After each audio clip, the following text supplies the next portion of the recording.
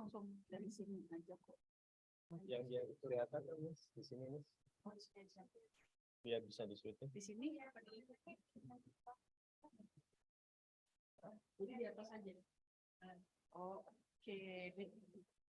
Nanti lihat-lihat sama Bu ini.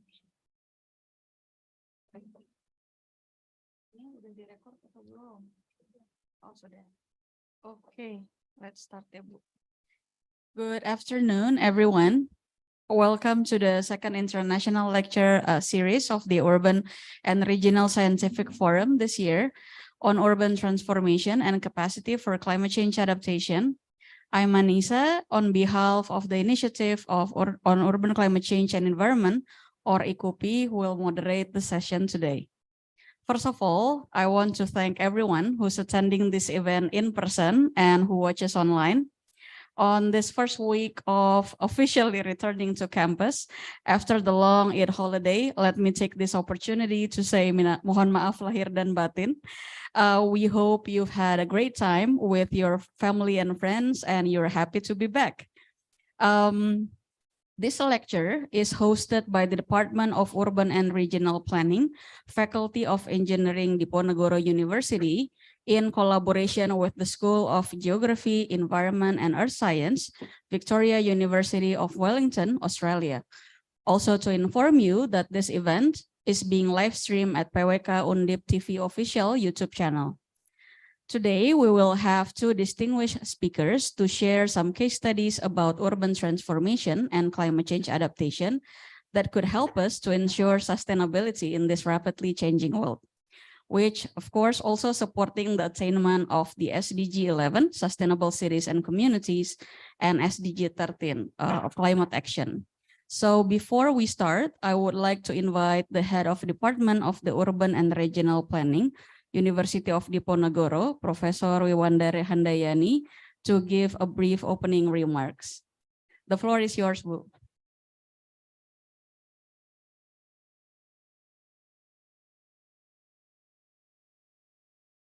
Ya, Assalamualaikum warahmatullahi wabarakatuh.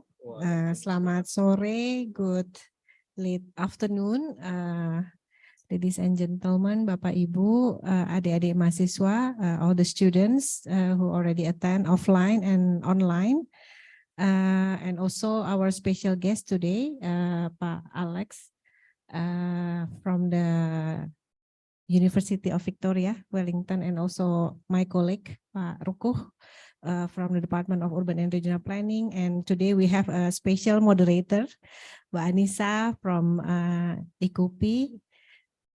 Don't ask me how to say ICUPI. Inisiatif Kota untuk Perubahan Iklim, Institute of Urban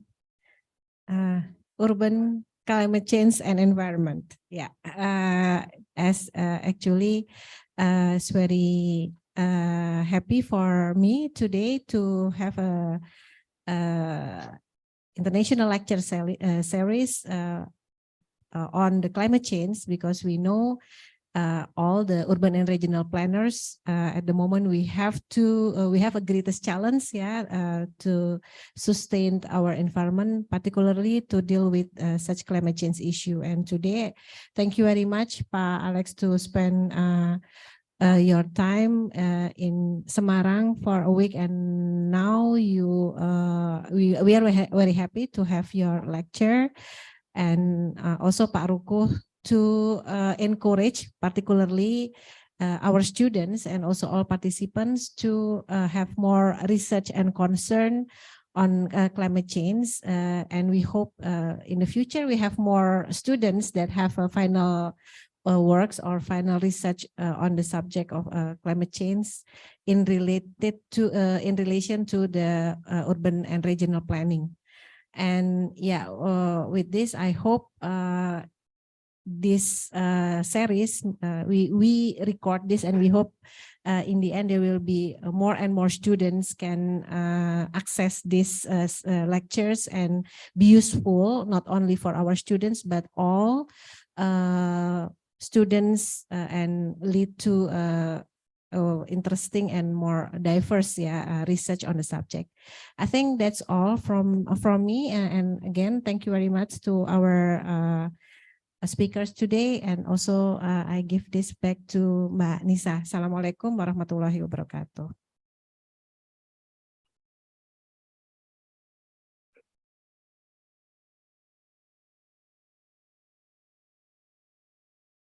Thank you so much, Bu Wiwi, for the important key message in your opening remarks. Without further ado, let me introduce you to our first speaker, Dr. Alex Low. Dr. Alex Low is a human geographer specializing in climate change adaptation, governance, and policy. He received his PhD in environmental studies from the Australian National University and is a recipient of a widely recognized fellowship and prizes, including the World Social Science Fellowships, Endeavor Research, Universitas 21, Ph.D. Prize, Li Ka-shing, and many more. Dr. Low is an adjunct professor at Guangzhou University, China, visiting associate professor of Education University of Hong Kong, and an associate editor of Geographical Research, the Journal of the Institute of Australian Geographers. So, Dr. Low, Dr. Alex, you have approximately 40 minutes. The floor is yours. Okay, thank you. So I'm just waiting for my slide. All right, cool. So thank you, Professor Handayani, for the opening speech, and also thank you, Aniessa, for introducing me. It's my pleasure to be here in the University of Diponegoro and spend nearly a week here to participate in a variety of activities. So before before the end of my trip here in Somaliland, I would like to talk about a topic that is related to both urban planning, urban transformation, and climate change adaptation. So as you can see, this is the topic of my talk today.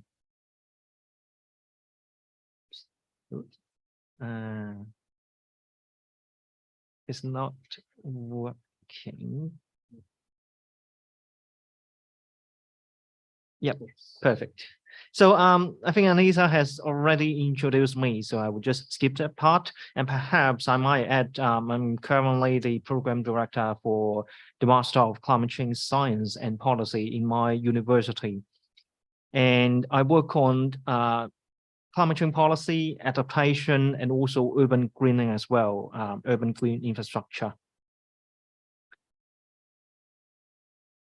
Oops. Yep. So,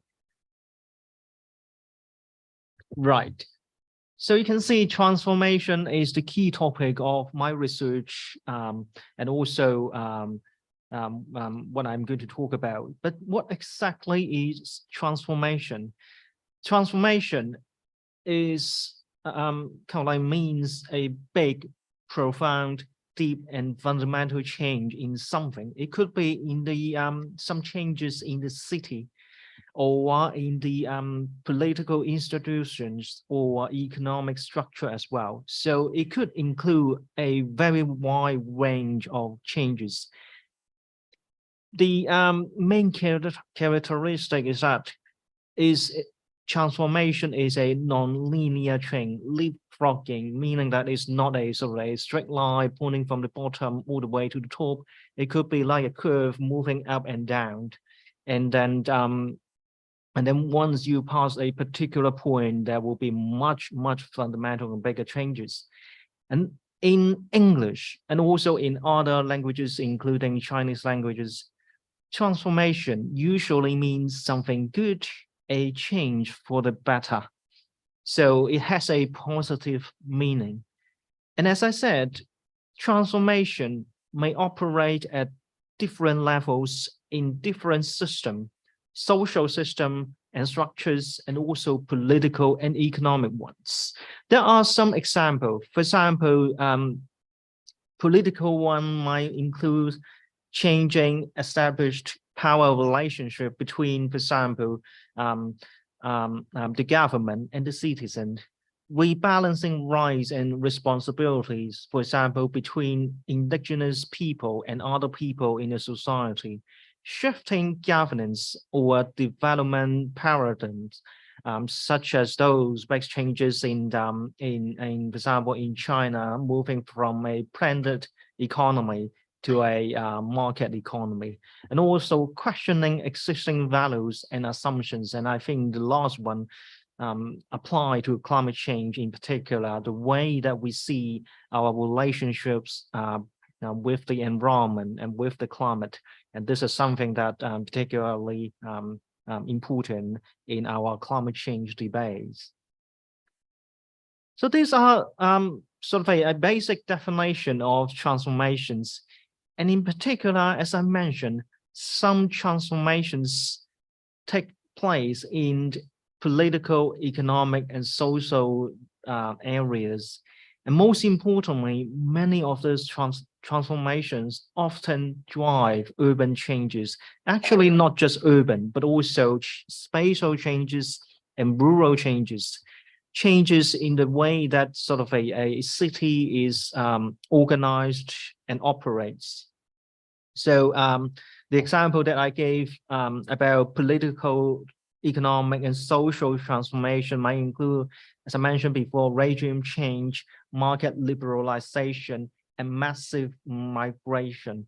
So because I am based in New Zealand, one example of massive migration is not just about skill migration, individuals moving to another country. We're talking about, like, for example, an entire community or even countries, such as those in the Pacific region, moving away their original place of living and then to another place that they might not be very familiar with.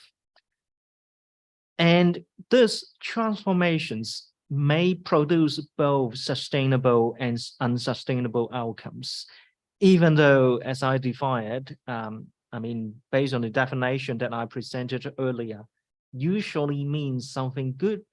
But if you look into details, and perhaps based on our own experience as well, it's not 100% positive, especially if you take a longer time frame historically.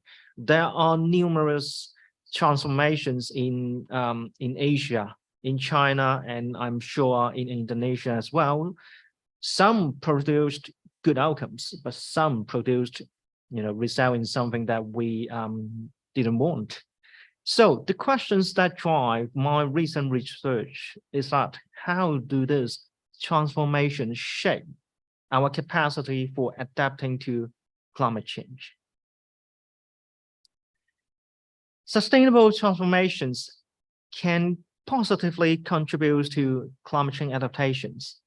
So this is kind of like the ways that we usually frame the relationship between transformation and CCA, climate change adaptations. And that would also mean, if you turn the argument sort of upside down, will be unsustainable development creates barriers to CCA. Then the question for us researcher will be, how do these processes occur or not? For example, whether sustainable development actually contributes to CCA or it doesn't really contribute to CCA, and how unsustainable transformations might create barriers or not.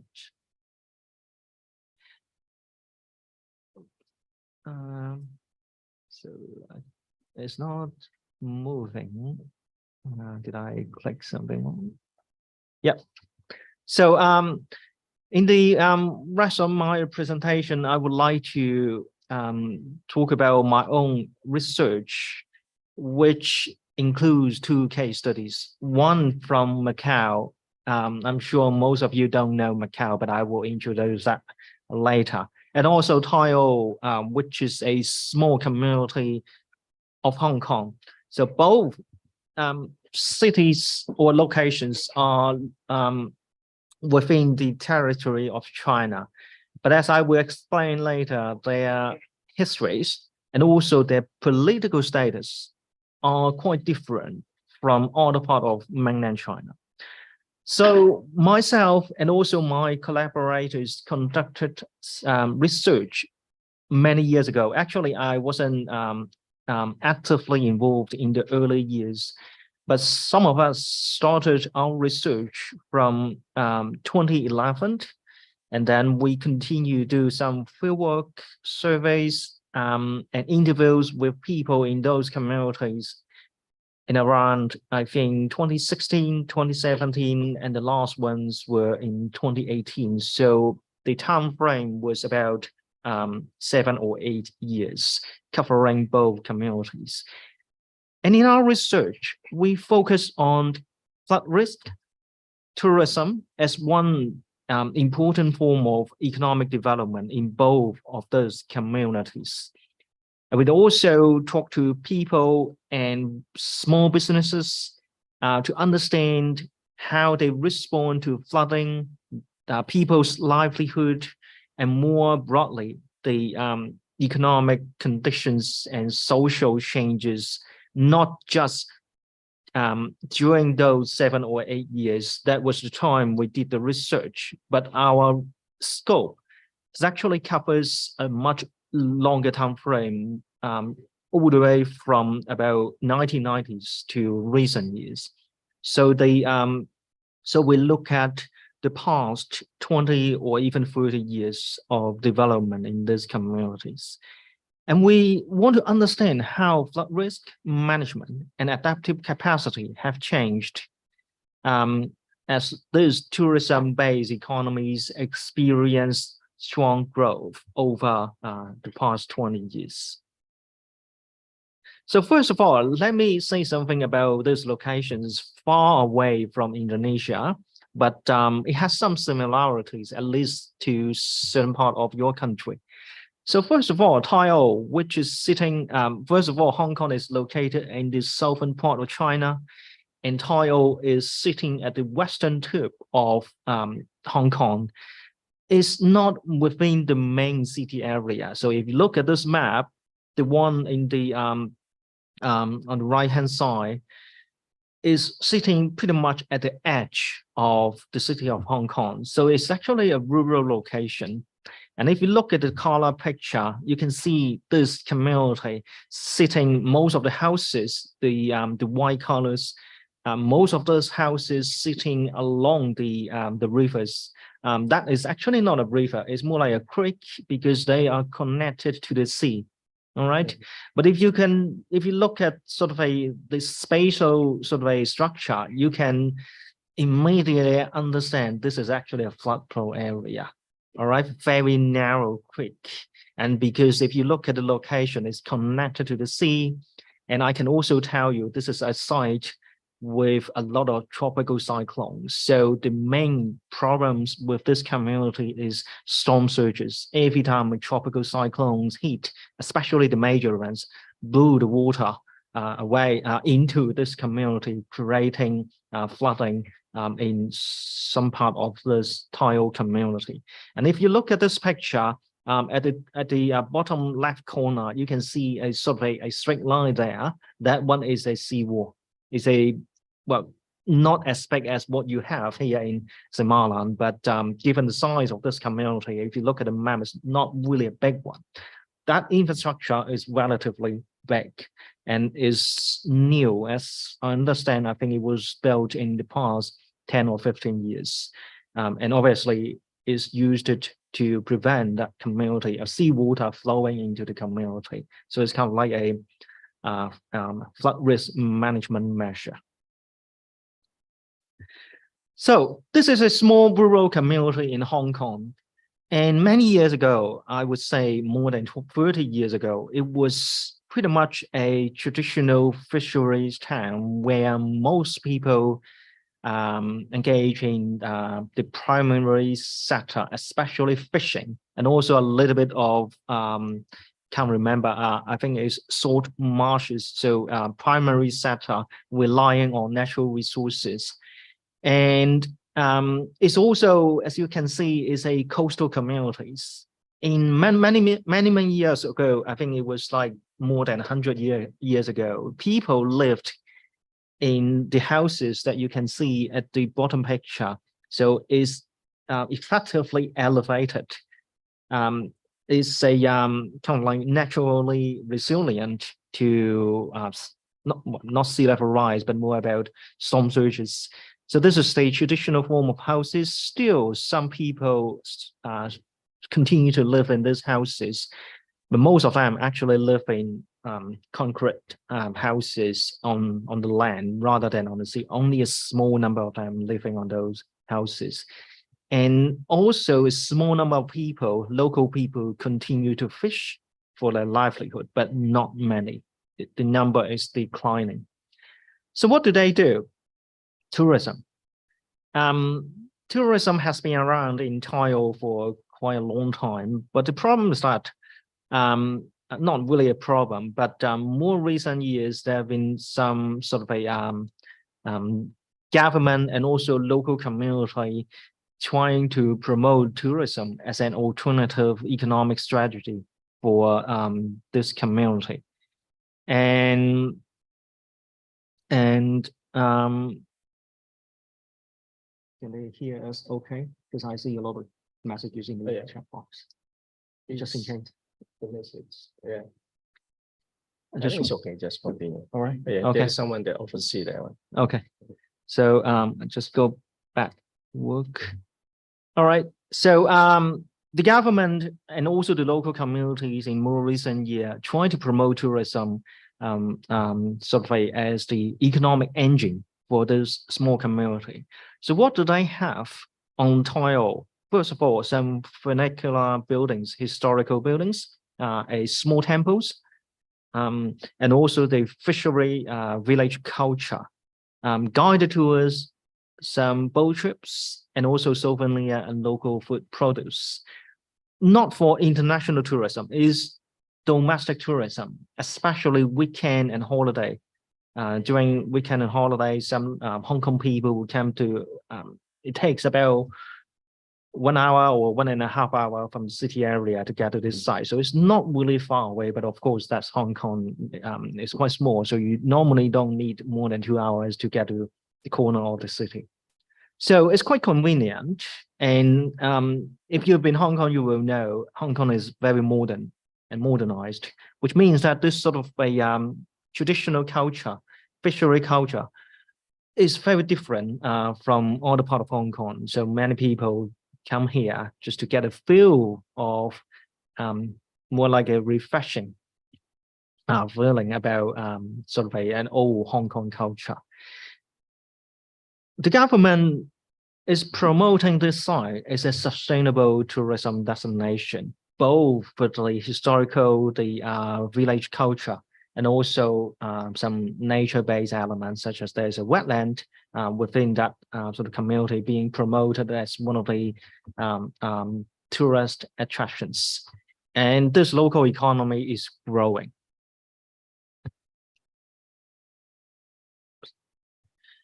And as I mentioned, this is a flood-prone area.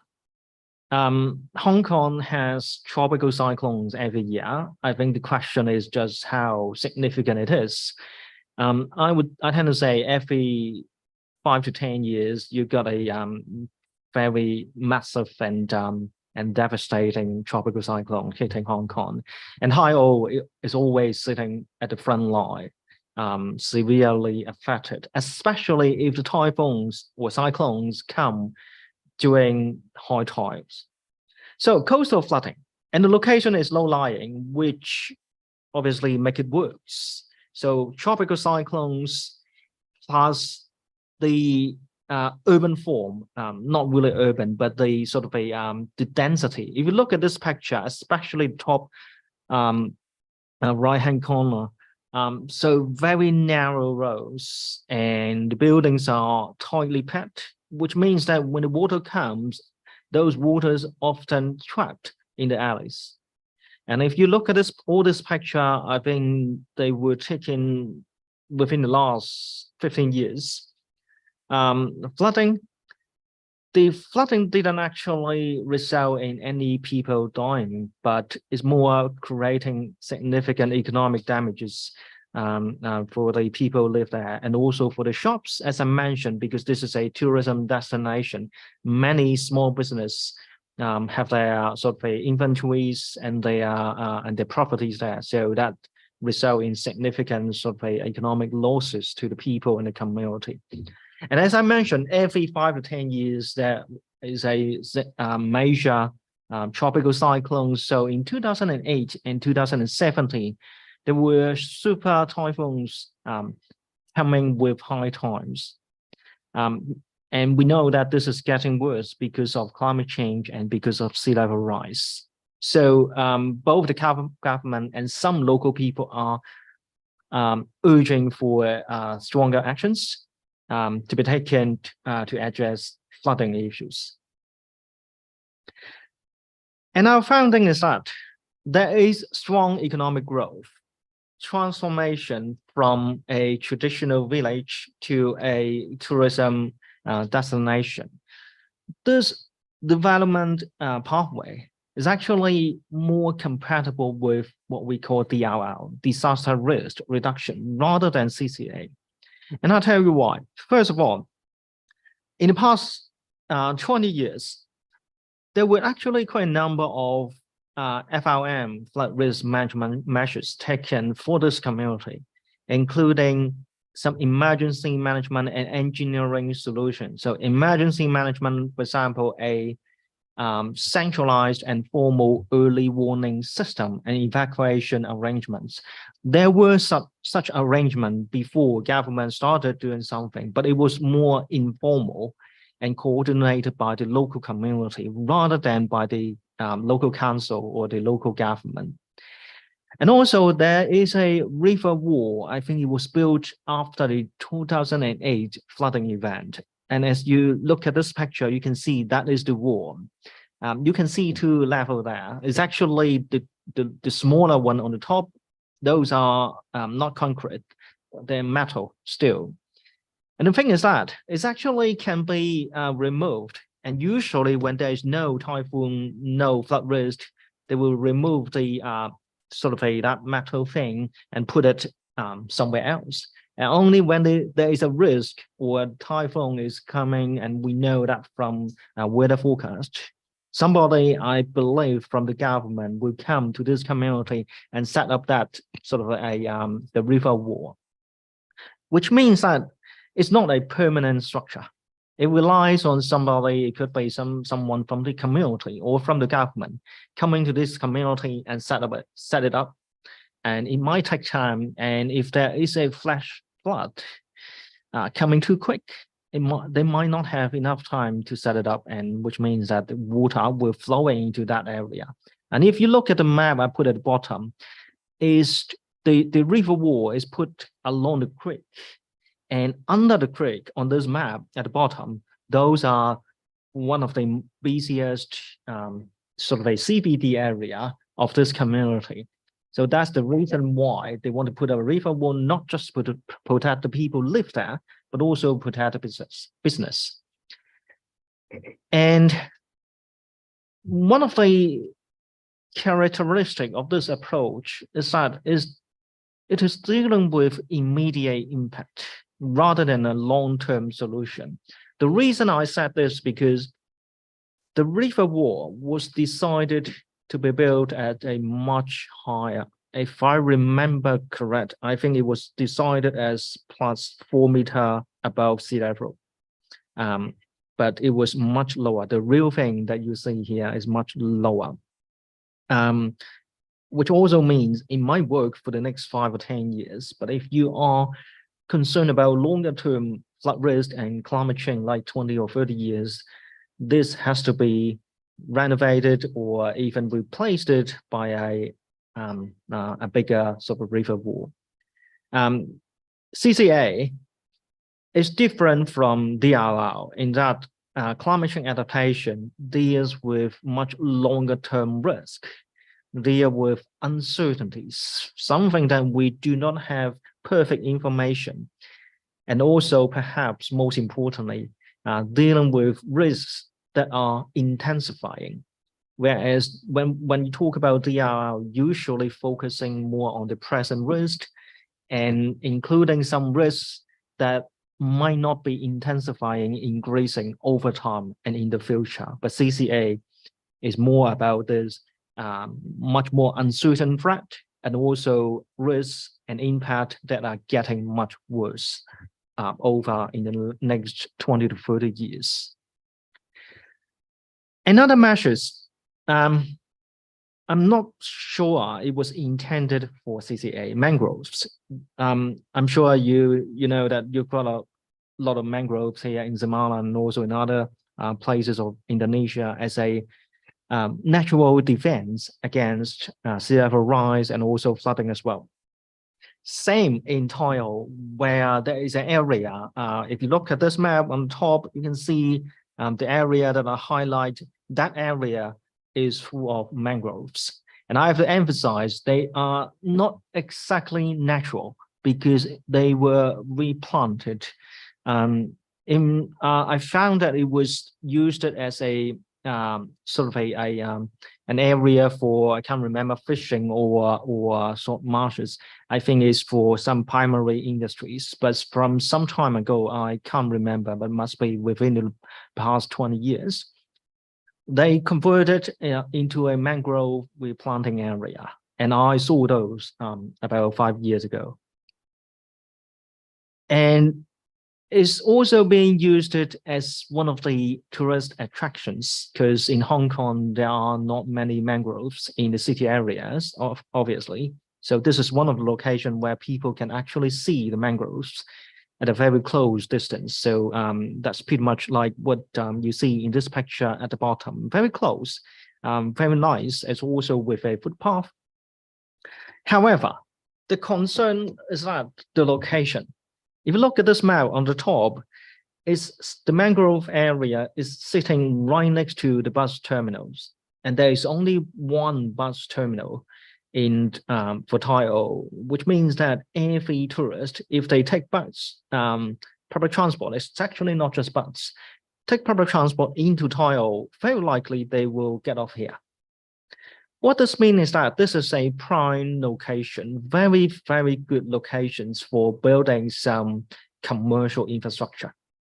And when I interview people, I heard people, especially local business leaders, raising concern about using these prime locations for wetlands, which implies there are some pressures for converting this mangrove area into a commercial infrastructure.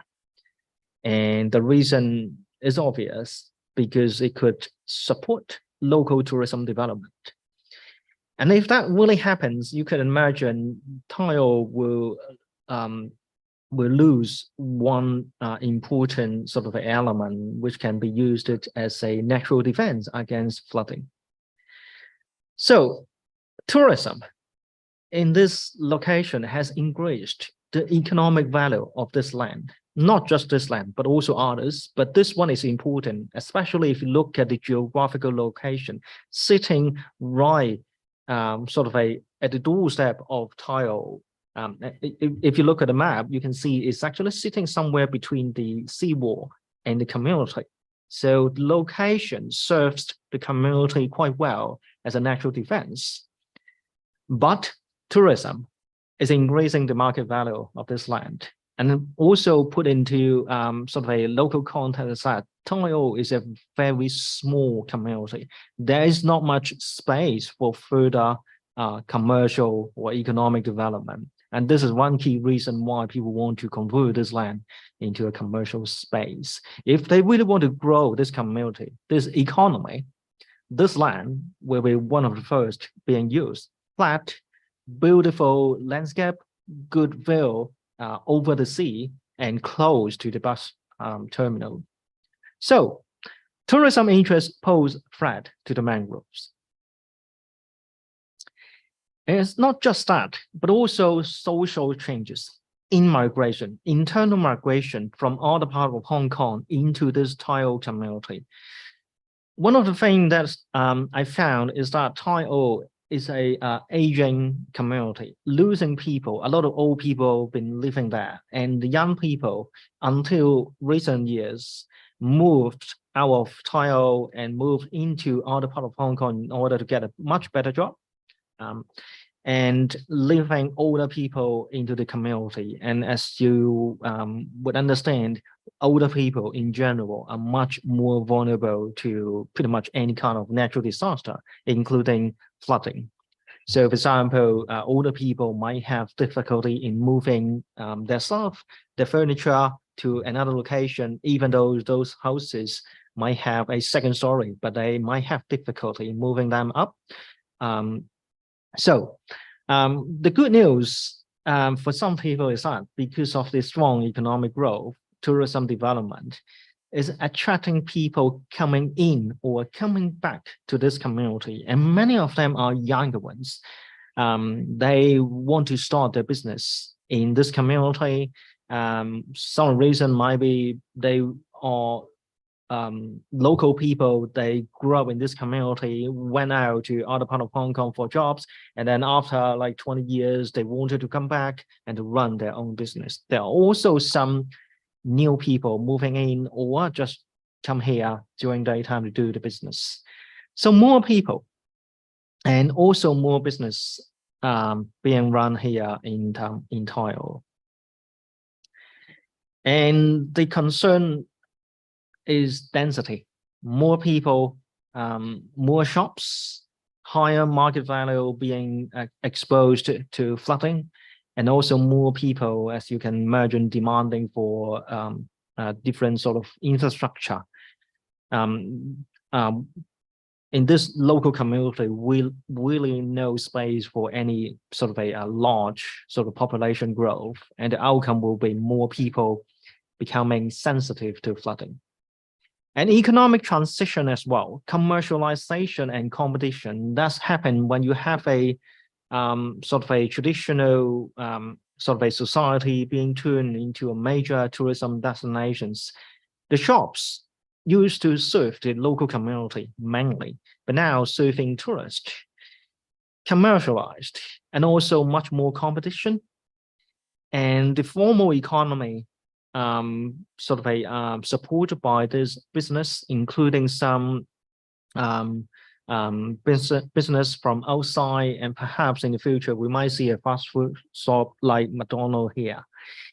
We're placing the informal community, informal economy. And one of our concerns is that this might undermine social cohesions and social ties, especially those newer people who come to here just to make a profit, to run a business. They might not be particularly keen on establishing local connections.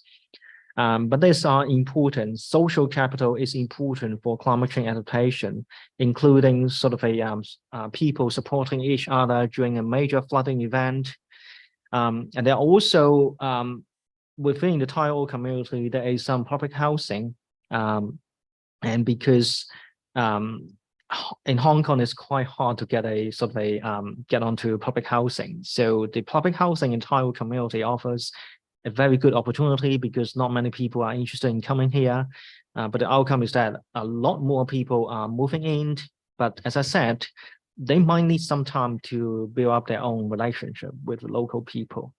And perhaps one of the most important things is that there have been a debate about community development and economic development within this society, and it's quite contested.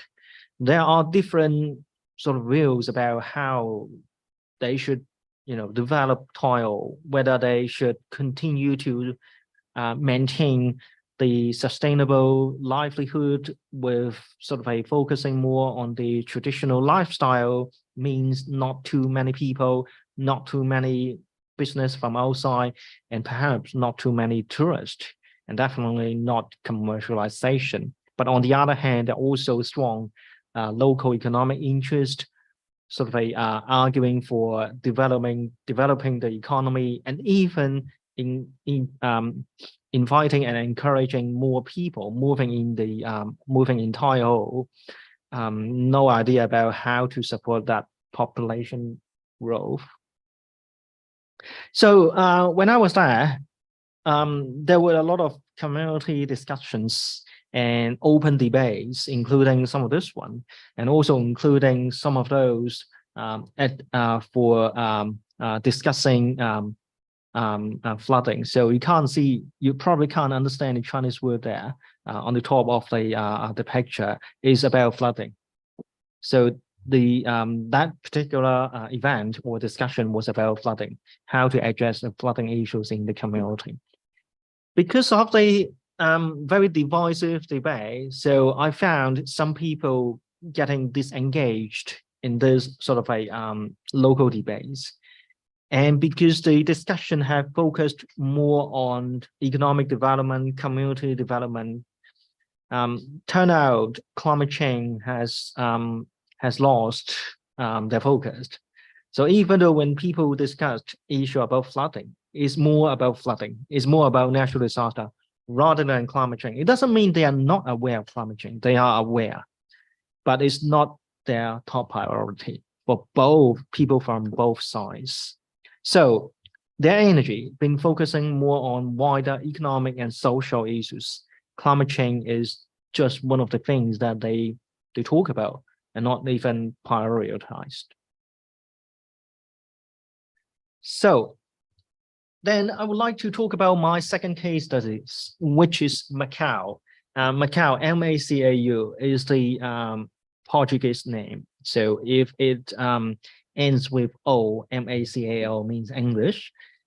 So Macau is sitting at the southern part of China, right next to, not right next to, but very close to Hong Kong. They are sort of apart by the sea, so it's not connected. It's connected through the mainland China, but most people from Hong Kong will just take a boat or take a cruise in getting into Macau. It takes about 1 year from Hong Kong to Macau by the sea. So you can see sitting at the southern part of China, it is a very small city comparing to Hong Kong, both in terms of the land area and also population size. But it is the largest casino city in Asia, and it's not a poor economy. It has a incredibly high GDP per capita. If you look at this data before COVID, the GDP per capita was about US dollar 86,000. So it was, in terms of per capita GDP, it was one of the highest in the world, even higher than Hong Kong. But the thing is that income is unevenly distributed in Macau, which means that most people in Macau don't actually get that high income. The wealth and also income are concentrated in certain people, a small group of people, especially those who run the casino businesses. So gaming and tourism, cultural tourism, are the main economic drivers of Macau. And I would say gaming is the much larger one than cultural. It used to be more about cultural tourism some 30 or 40 years ago, but in the past 20 years, it was gaming, and we know that it's not sustainable at all.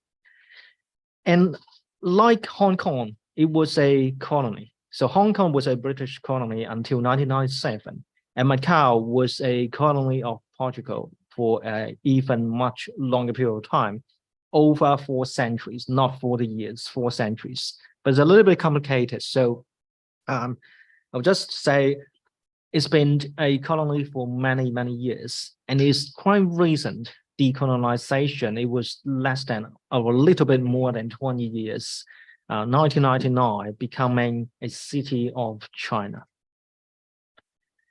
It's also low-lying, very high density, even higher than many parts of Hong Kong.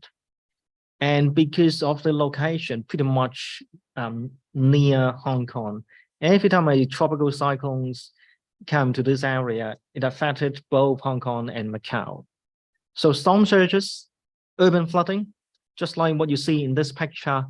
And one thing that makes Macau, especially the older areas, similar to Thailand, is that the roads are very narrow. And there are a lot of buildings closely packed. Narrow alleys means when there is a flood water, rains or from the sea, the water is quite easily get trapped along those sort of like roads and in the city areas. And if you look at the map on the right-hand side, you see a highlighted square there. That is the area severely flooded a few years ago. And if you look at the location, it's sitting right next to, that is a harbor. It's not a river. So the seawater coming from the bottom part of this picture all the way going up. And if you look at the map, you will see that it's not a river.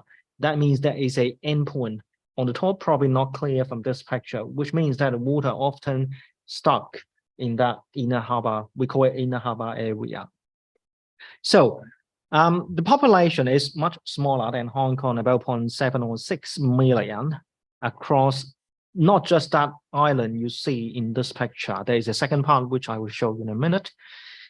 2017 was the worst flooding event. 10 people died in the flooding event. And I can also tell you, most of these 10 people lost their life, not on the surface, but at the underground car part. You can think about it, why? Because water came into those underground car part in like 10 seconds, and people couldn't get, didn't have enough time to get away. So they were trapped with the water, and as a result, losing their life. And also remember, this is a very high income economy. 10 people losing their life, especially this thing has never happened before, at least for 50 or even 100 years. So it was very significant comparing with its population size. And as I mentioned, political decolonization, which is the kind of political transformation that I refer to. So decolonization basically means the sovereignty of the city being returned to China. And the thing is that there was no deeper democratization under China's rule. I don't think I'm going to explain this any further, but basically that means local people can't really elect their leaders or not even their representatives. They could actually participate in general elections, but most of the candidates are kind of appointed or selected by pro-China government and pro-China survey organizations. So the local people didn't really have many choices. And most importantly, the local people don't really care about this. Their focus still being on the economy. And the government, their legitimacy doesn't really come from political means, which is, for example, elections, but from supporting and promoting economic growth. So where does this economic growth come from? Tourism, and in particular, the gaming revenues. If I remember correct, the gaming revenues, I think, take up over half of the sort of like Macau's annual income revenues. The tax revenues I was talking about, the tax revenues taking up over half of the city's tax revenues. That's quite significant. Most importantly, this economic political transformation and the government's attempt to encourage and promote strong economic growth resulted in massive reproduction of urban space for gaming infrastructure. So if you look at that, first of all, the gaming infrastructure doesn't only include the casinos, but also large-scale grand resort and other recreational facilities. So if you look at that colorful picture at the bottom, that looks like a very European style, particularly Italian style sort of resort, is artificial. Of course, it's not from Italy. It's sitting within a big shopping mall. I was there several times. So it's really spectacular. And this infrastructure and also casinos, especially the new ones, are concentrated in the lower island. So if you look at the map on the right-hand side, so there is an upper island, which is the area flooded in most severely in 2017. There are also some casinos over there, and some of them in the upper island are new casinos, some are older ones. The new casinos and their infrastructure, big ones, are built in the lower islands, especially in the middle part. So if you look at those sort of labels, the yellow ones represent casinos and the resort. Many of those are concentrated in that area. And if you look at the word, probably not that clear. Those new big casinos at the lower island sit on reclaimed land, artificially built. And I use another map to show you how significant reclamation has been in Macau.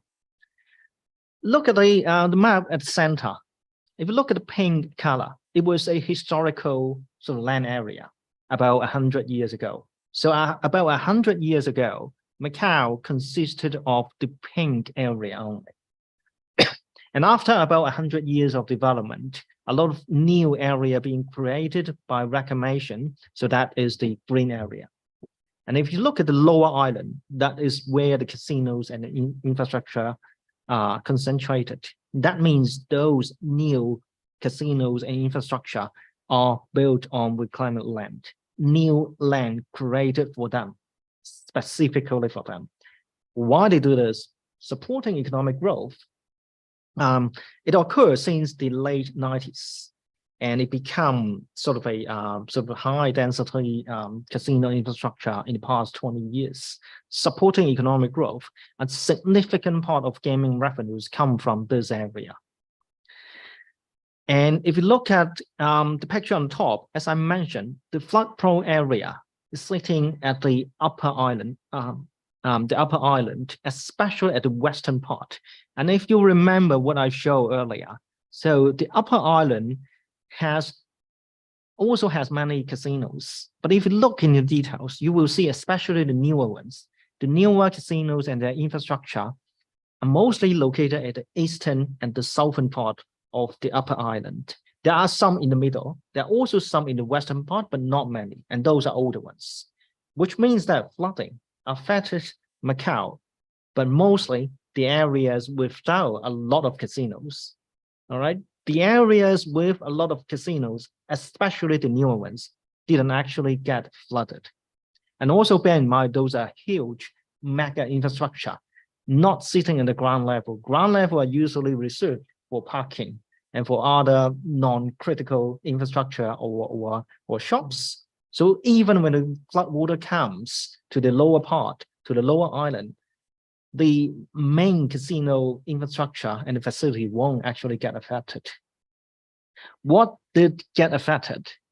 The smaller shops and the people's homes and the apartment and the buildings sitting especially at the central and the western part of the upper island. Those are very old areas. All right. So our findings, uneven development. As I mentioned, new casino-driven developments are resilient and away from the main sort of flood-prone area. The older city areas are not resilient, and they don't get much attention, as I mentioned, because the government's main focus has been economic growth, and economic growth comes from that newer areas. So resilient goes where money is generated. That's what I see.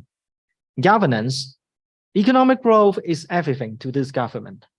And there's no incentive to improve governance. And one of the things that we found is that poor governance directly contribute to the meteorological agency of Macau failing to provide early warning to people. So the government people, they've been focusing on economic growth, and they don't really care about pretty much anything else, especially the environmental sort of related issue, including climate and weather. And after the major flooding, the government has come to realize they've got to do something. One of the things that they proposed to do, not yet completed, is to build a tidal floodgate. All right. Look at the picture at the bottom. That sort of is a conceptual sort of a design concept. It's not yet there. All right. It's been, I think, more than 5 years since they proposed, but it's still in a under development. And if you pay attention to the location where this tidal floodgate would sit, it's actually connecting Macau and mainland China. To the left-hand side of this proposed floodgate is another city of China, mainland China, not being part of Macau. Macau is to the right-hand side, which means that when the Macau government proposed this new infrastructure, they would have to get China's approval.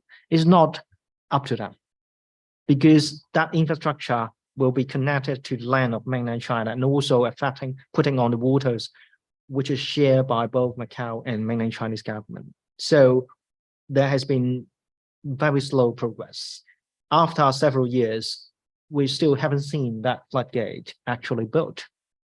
And also the civil society, as I mentioned, because of China's control over Macau quite strong and also quite successful, focusing on economic issues, local people don't really care about anything about beyond economic growth, especially before 2017. 2017, what happened? The flooding, all right? Kind of like raising concern of local people about poor governance by the Macau government. And also because of the very strong control by the government, civil society organizations don't really have much influence. So there are not many environmental groups with the power and capacity to drive changes in governance, including both environmental and disaster governance. And the main findings, kind of like summarizing this part of case study, the social structure is maladaptive, which means that it's not good for climate change adaptation, is pro-growth and also resulting in poor governance. But of course, I would say poor governance is not it's not just about this Macau government. It's actually inherited from the colonial government over 20 years ago. So it's more like a historical problem, but just that there's nothing or no incentive for people and also the government people to improve. Leaving high density areas unattended because that's not the area creating most of the economic benefits. Weak agency for change, there are limited incentive to improve from the top, because for the government, the main responsibility from their perspective and also from the local people perspective is to promote economic growth. And that is the number one, perhaps the only one thing that they want to do. And at the same time, also the local people, civil society organizations have very limited power to drive change. Sometimes it's not really they don't want to make a difference, but their power is quite limited. Right after the 2017 flooding, some liberal pro-democracy politicians actually got elected. They could have the power and ability to make a difference in many areas, including climate, environment, or disaster management. But only after about 3 or 4 years, they couldn't get re-elected. If you ask me why, I think it was just because of the very tight and tightening control by the Macau government and ultimately by the Chinese government. So this kind of political transformation process resulting in a structural governance issue, which create a lot of barriers and constraints for climate change mitigation and even for disaster risk reduction. So to conclude my talk, I talk about 2 forms of transformation, one being economic in Taiwan and also a political one in Macau. And they result in pro-growth, a models of development focusing more on the short-term benefit and economic interests dominate in both case studies, in both places. Weak civil society influences, especially in Macau. In Taiwan, the influences by the civil society are a little bit stronger. And these transformations have driven urban and also rural transformation in ways that prioritize high return land uses that are not necessarily resilient. And they also resulted in stronger attentions to disaster risk reduction and not necessarily long-term adaptation. So these transformations did result in some good outcomes for dealing with flooding, but mostly I would describe them as more engineering solutions, shorter-term solutions, rather than capable of dealing with longer-term and much more significant risks in the next 10 or 20 years. So maybe Rukuh can talk about those sort of experience in Indonesia and what sort of transformation that your city has experienced and how this has affected your capacity to dealing with flooding and climate change. Okay, so I think I will pause here.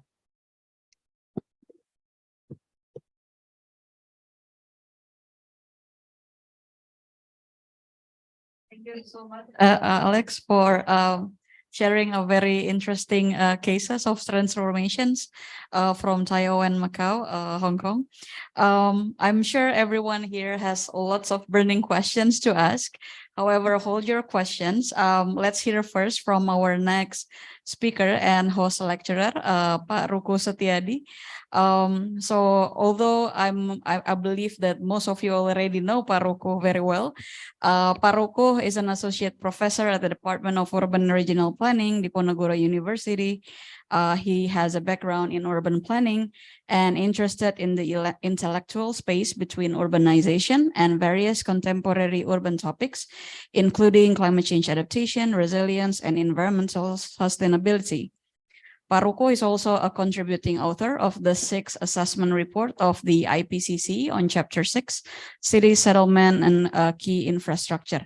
Pak Rukuh, as you are presenting your technical slides, you may also provide some comments or reflections to Alex's presentation. Over to you, Pak Rukuh, the floor is yours. Yes, thank you so much, Aniessa, for your generous introduction, and thank you for Professor Ribi, head of the department, who remain patient till now, and all the participants of this discussion. Well, first of all, I would like to declare that my presentation is not based on a research, but it's just reflective comments to Dr. Alex's presentations, using my observation and a case study in Indonesia. Transformation context in Indonesia is, in my opinion, is also take place. Indonesia experienced profound and fundamental change in the governance system following political turbulence. I think in the end of 1990s, for example, there was a shifting of governance system from centralizations, which is took place for 30 years since 1970s to end of 1990s, to decentralization since 2000 and up to now. And then there was an increasing of power on local government actor by more allocation of financial resources, for example, because of that kind of decentralization. And then there was an established new relation as well between the local or city regency with the regional and national entities. And then there was also a political, there has been a political liberations of politics rights. For example, in the past, we have only 3 controlled political parties, and now we have multiple political parties. And there's also increasing participation from non-government actors, such as private sectors, which was only controlled by a particular person or actor which is very close to the government, but now is more open, and more civil society organizations and NGOs can participate in development and have their voice. And at the same time, Indonesia is also experiencing natural resource degradation, and then also intensification of various natural disasters and severe climate change. And it's being a new threat in urban development. The next slides show that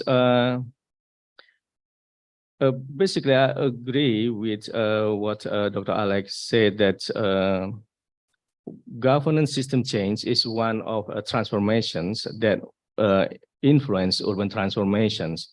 However, it's not the only one. Maybe there is the other forcing factors, such as natural disaster or natural change, that give incentive people to try to get out from that situation. However, I would like to add as well that agree as well with that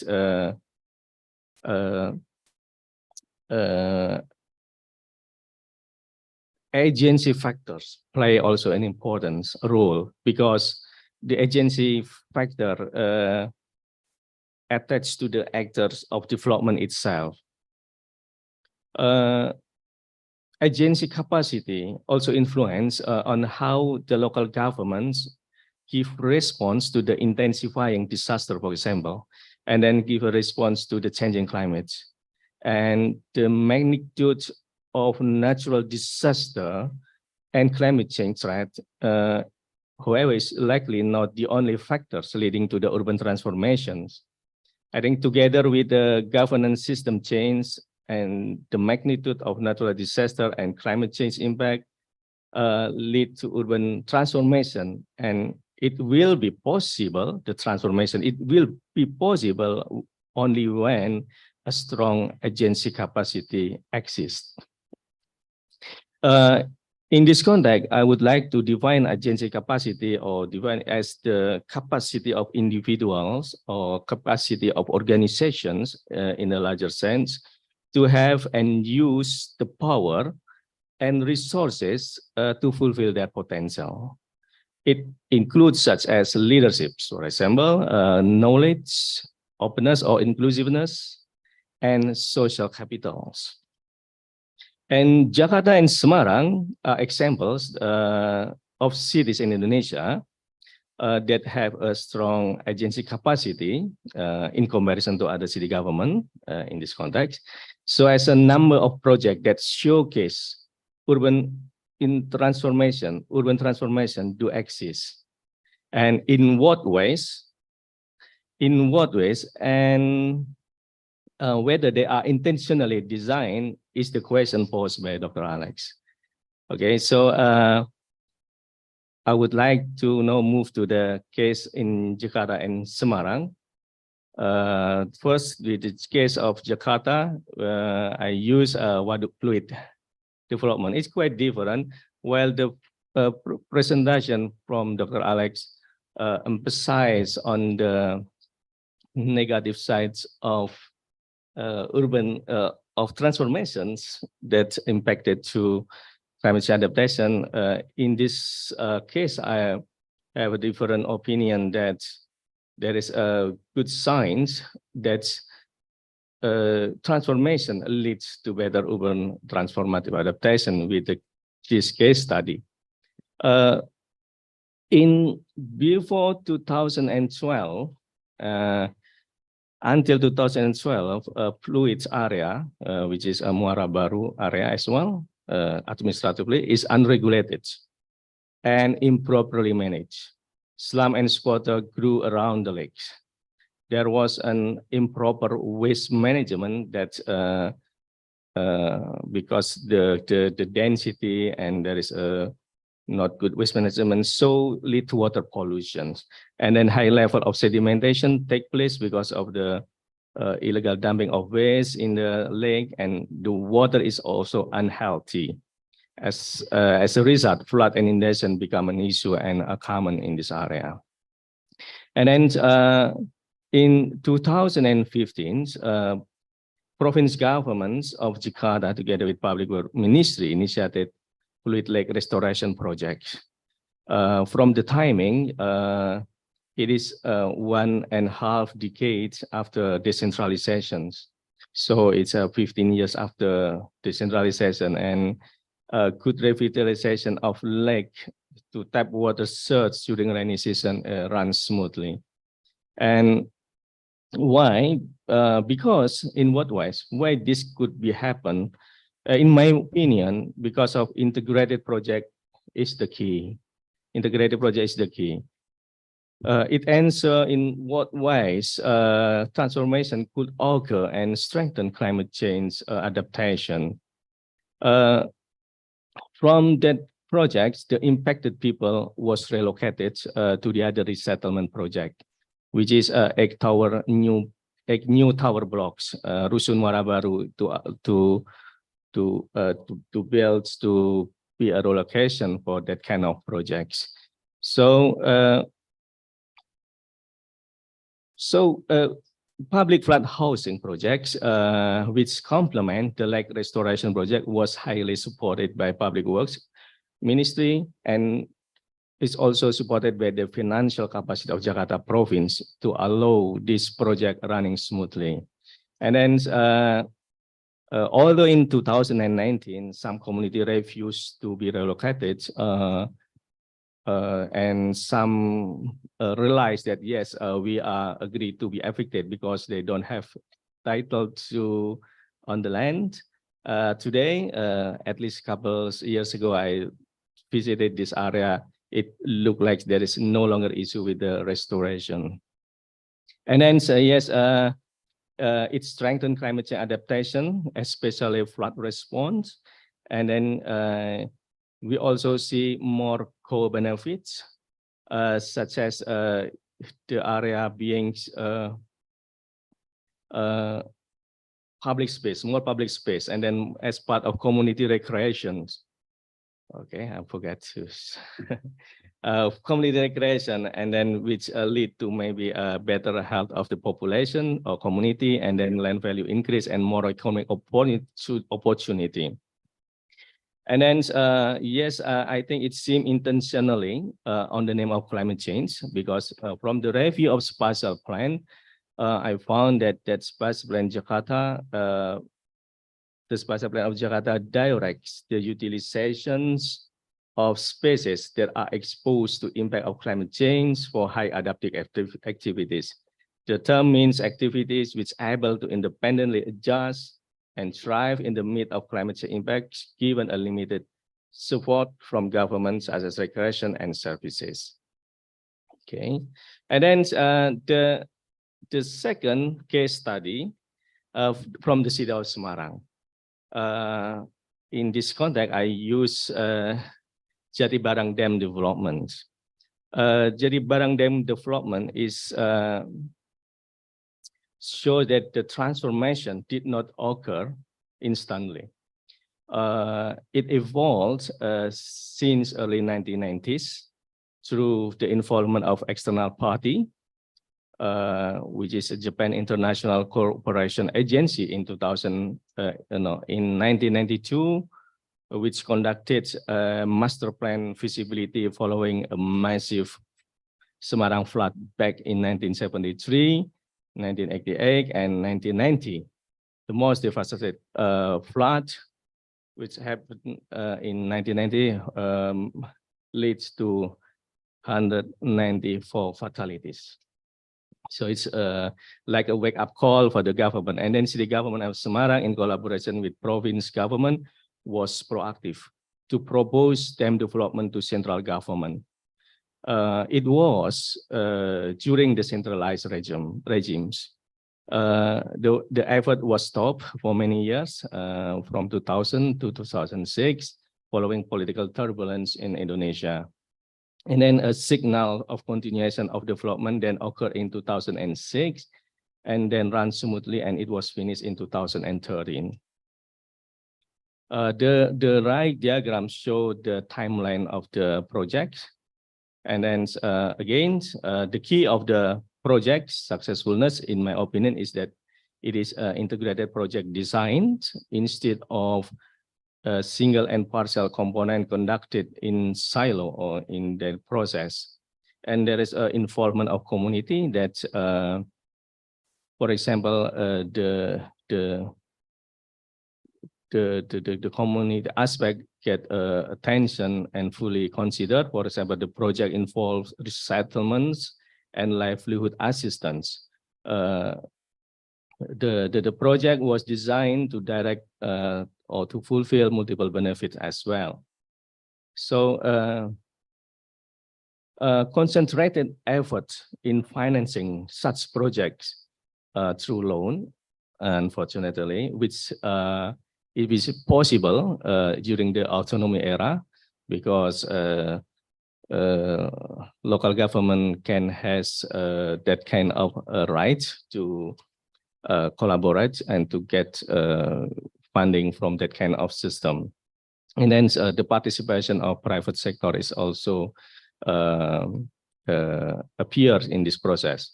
So decentralization lead to disharmony to somehow in Indonesia. There is ego sectoral, we call it, or like working in silo, but the coordinated effort following clear divisions of role with the decentralization, especially in water resource management and infrastructure development, has made the project achieve its goal.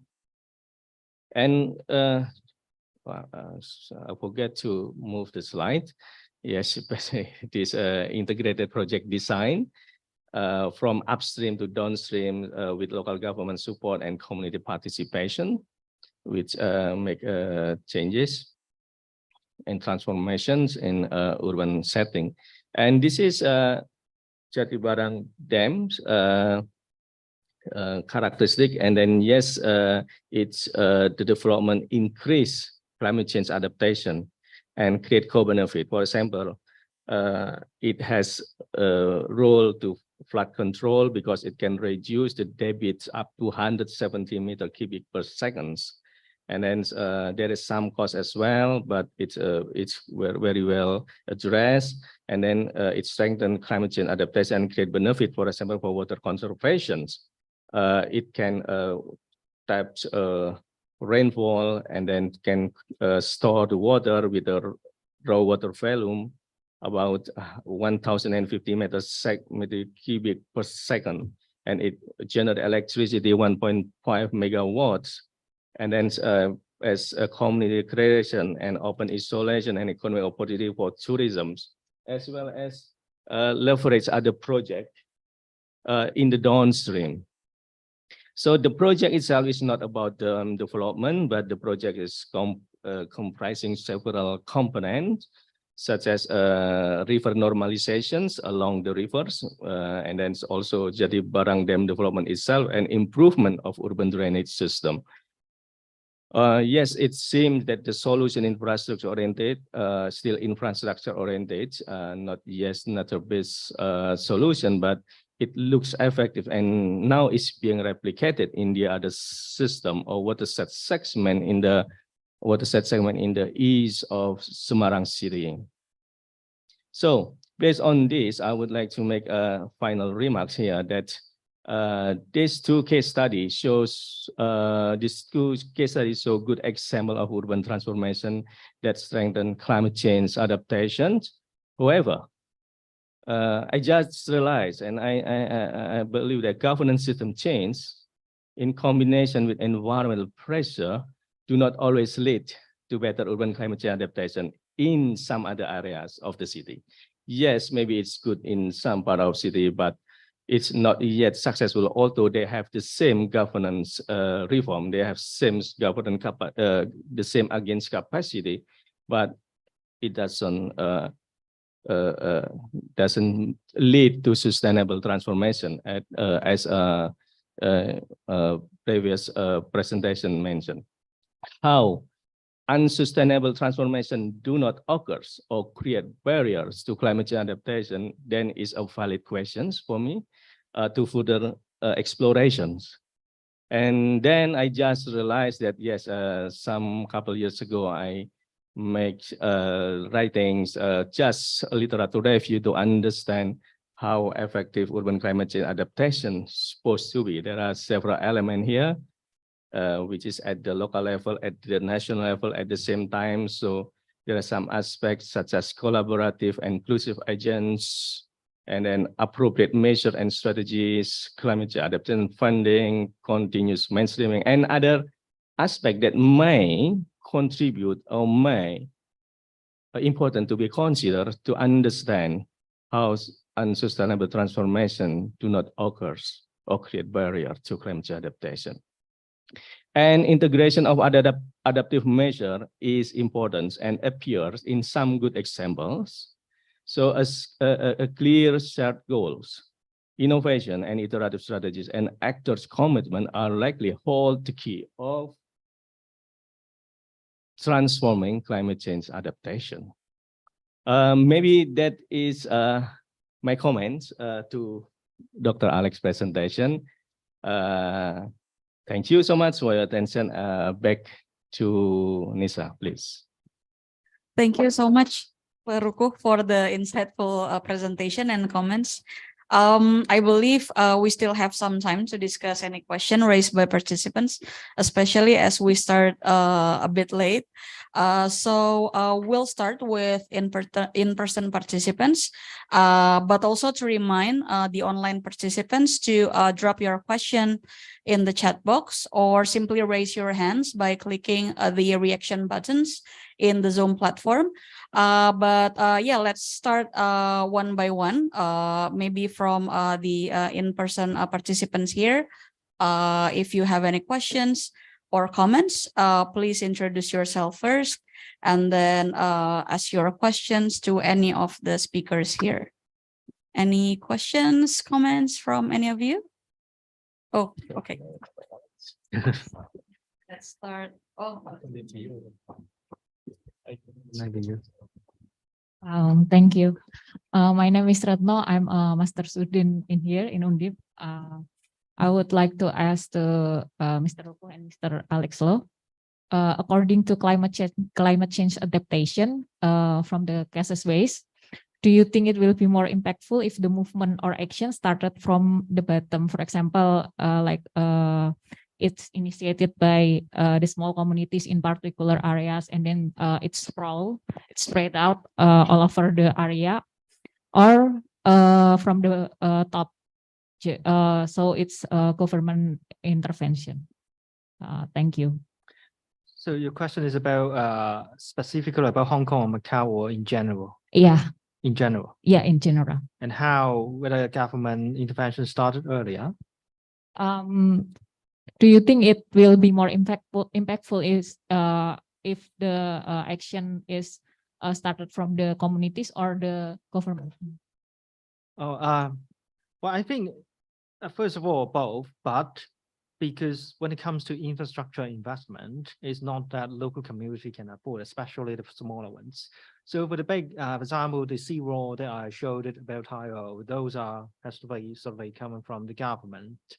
And we are not saying that those sort of hard infrastructure is not important or effective. We still need those, and they have to come from the government. So at least part of the solution would have to come from the government, and at least government driving or taking the first initiatives.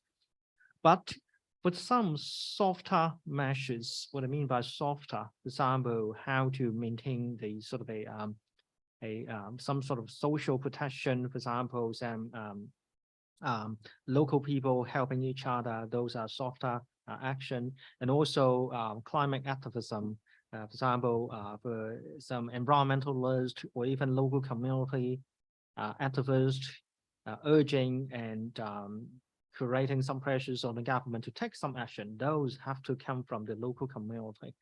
Those are softer and more about efficacy. And obviously, in a sort of a normal or sort of a functioning democracy, I think you would expect they could create an impact on adaptation indirectly. So I think it has to be both, but the hard structure, which is important, would have to come from the government. Right, that's what I think.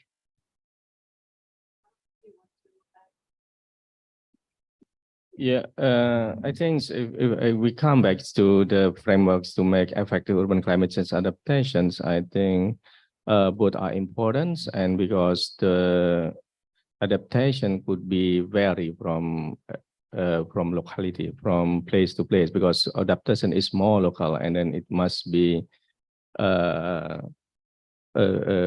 fit with the local strategy as well, whether it is come from local government or from top down or from bottom up.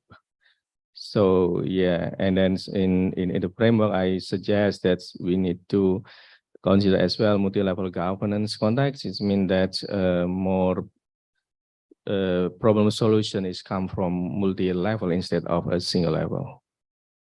Especially things that very big, yeah, involving trust structure. And thank you.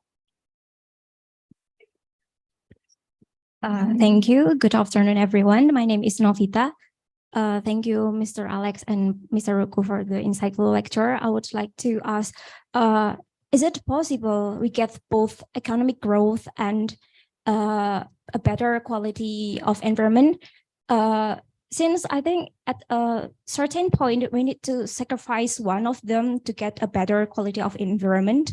And since the climate change impact is very quick approaching us, I think at some point we have to sacrifice the economic growth.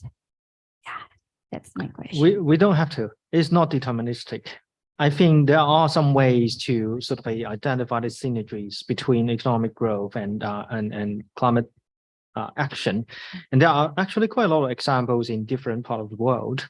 But the thing is that you would have to perhaps, as Rukuh said, survey the intention, whether it's actually both the government, private sector, and even the community, whether they intentionally and consciously sort of identify the synergies. For example, even if they grow the economy, what exactly they're growing, whether they're growing a green sector, for example, green finance, this sort of thing might be sort of generate or support economic growth, but at the same time achieve some climate change or environmental outcomes.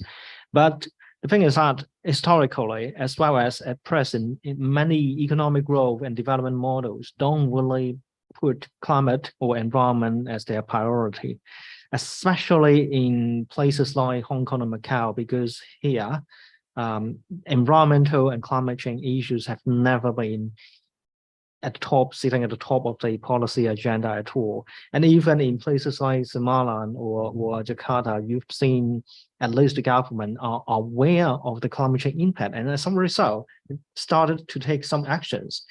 I think I've come to a point where I feel like Hong Kong and Macau are even sort of lagging behind Semarang or Indonesia in terms of responding to climate risk, partly because these cities do not actually face very significant climate change risk. And as a result, they are not very interested or very slow in sort of combining economic growth and climate change adaptation. Yeah, from me, just to add no big question. Thank you for the question. Theoretically, I think it's possible to combine both environmental goals and economic goals, as long as we agree to achieve less profit, actually, in terms of economics, to get a better environment. And the problem is that not many people acknowledge the better off of the life in economic terms. So that's why most of people has maybe a wrong perception or misleading about the kind of profit or the kind of wealth that they have. So theoretically possible, but practically difficult. Okay.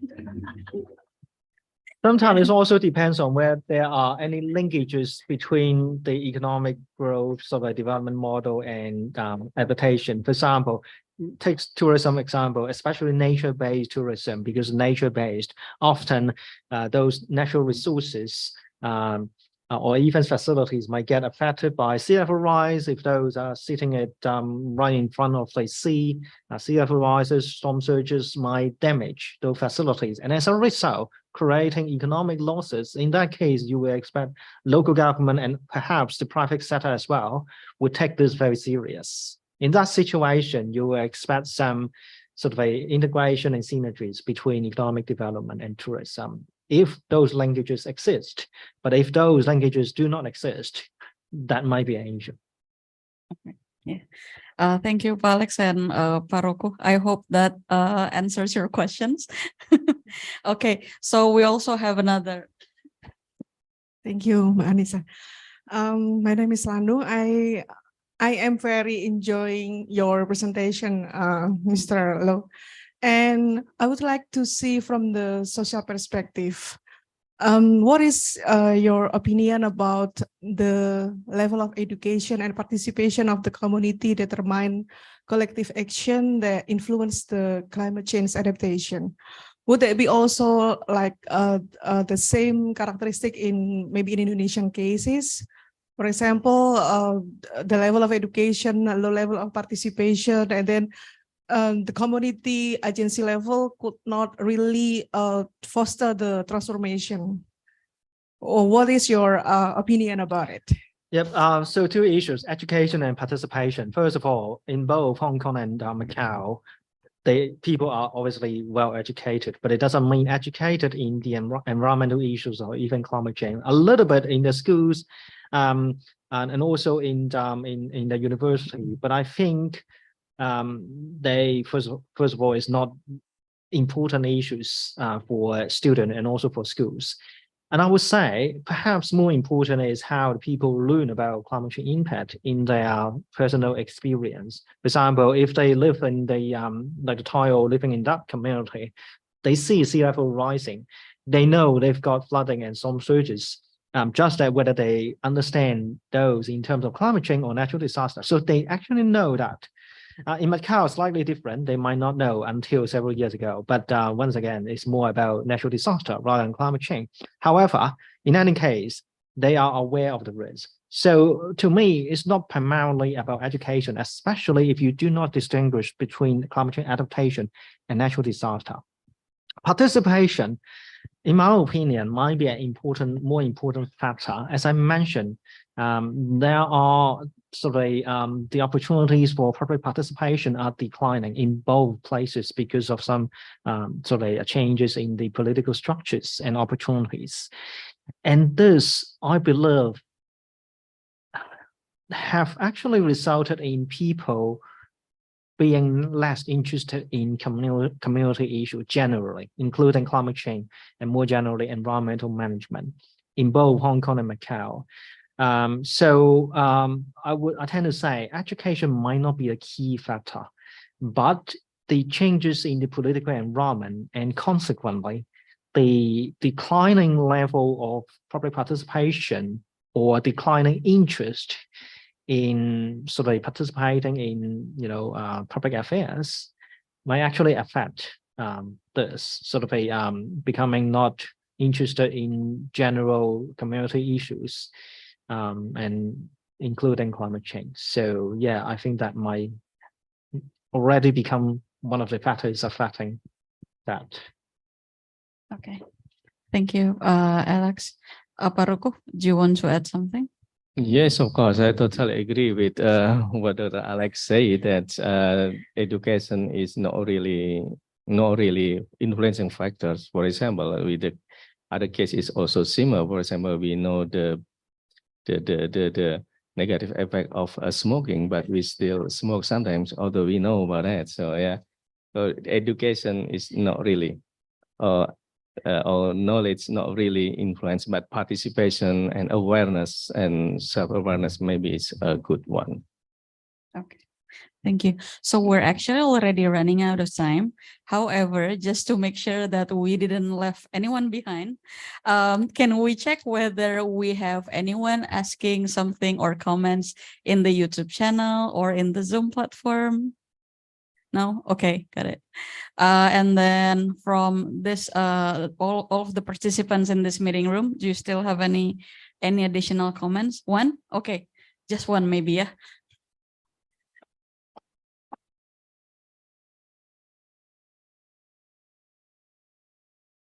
I'm sorry, I will ask this. Thank you for the opportunity.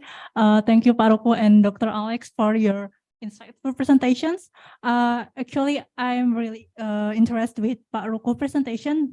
He presented about one of the remarks that I get from his presentation is about you mentioned about the governance and aspect about multi-level governance in your presentation, and we see that climate action is undertaken by multiple across levels of the governance, and we know that climate governance has been established as a multi-level governance process. And you, in your presentation, Emily concept might be one of the way shaping of the urban transformation.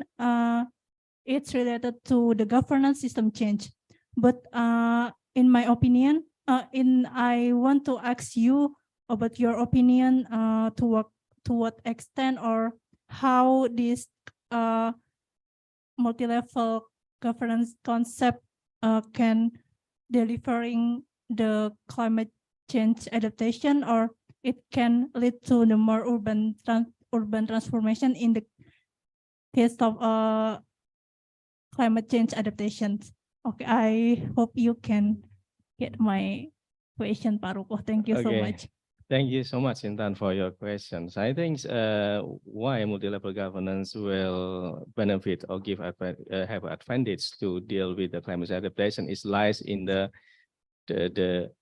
promise of the advantages of the multi-level governance itself, because we know that every level of government have their own strength. For example, local government have a strength in engage with the community because they know the problem and they are very close to the community and they are in the locality. But upper level governments, for example, national government has more a lot of more funding or more possess more resources than the local government, so they are complement one another. So the complementarity from local to national government is one of promised the advantage of multi-level governance. And then is also multi-level governance idea is not also across involves not only those in the government structure, but it's beyond the government structure. For example, the participations of NGO or international NGO that can cross-cuttings in each level is not only structural, but also can bypass the interaction and offer more like resources for local governments to address climate change action or climate change issues. So maybe Alec, you can add. In the interest of time, I'm not going to add anything. Okay, so thank you so much for all of your questions and insightful discussions. So before we close this event and take a group photos, I would like to offer Pak Rukuh as the host lecturer and Dr. Alex to give us one brief closing statement as a call for action for everyone's here. Over to you, Pak Rukuh. Okay, first maybe urban transformations and transformative adaptation is confusing, and it's a territory that we can further explore, I think, in theory or in practice. Okay, thank you, Pak Rukuh. Well, I think even if we keep talking about transformations, but I would say individual smaller action is also important, especially when you add up all people's smaller actions will result in transformation. So don't overlook your own individual contributions. Okay, thank you so much, Pak Rukuh and Dr. Alex. Thank you for the wonderful presentation. Also, thank you for all of the participants here and who watches online, and also the organizer of this event. Thank you so much. So we hope the session is useful and we wish you a great weekend. So let's just take a group photo before we go out.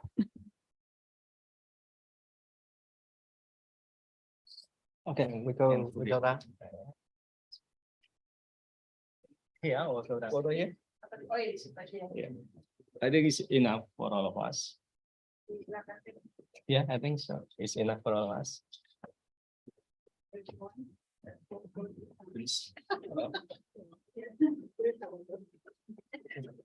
Thank you for the presentation. And thank you for your team for hosting my visit. I really enjoy it. Definitely will come back a few years later. Good to know. Actually, I really interested to realize that there's a lot of similarities in my perspective here between the situation in Hong Kong, Macau, and Yeah, with the different social setting, but we end up with more or less, I think, similar challenges. I think, yeah. I think I need to learn more about it. 1 week is not enough. Miring. Oh, miring. Yeah. Pasti miringnya. Saya lurus lah itu. What do I need to Yeah, we need to overlap at times. To cover up my size. Udah separuh kok. Ada yang pakai HP dong biar ini Mas. Ah, yang ini enggak. Yang paling bagus. Enggak. Ya kok ganti lagi nih? Enggak ya? Ganti Pak. Yang ganti dia harus punya Pak Iwan terus. Dapatnya lungsuran ya. Loh.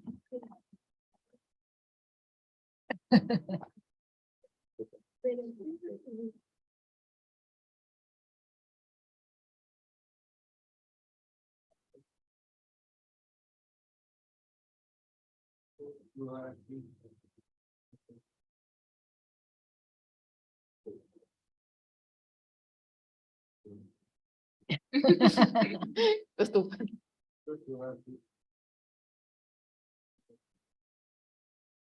Ya, oke. Mas Farok ikut tuh lagi ya, sendiri. Ya. Masih sini Mas, di Fatima. Oh iya.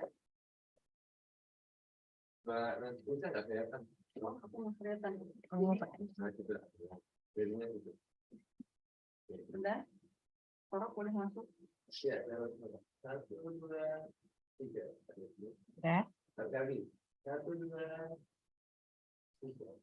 oke. Ya, thank you. Terima kasih Prof. Sudah ada. Thank you. Thank you. Yeah.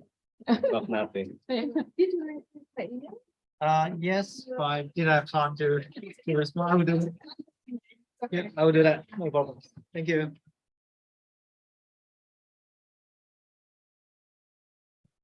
Go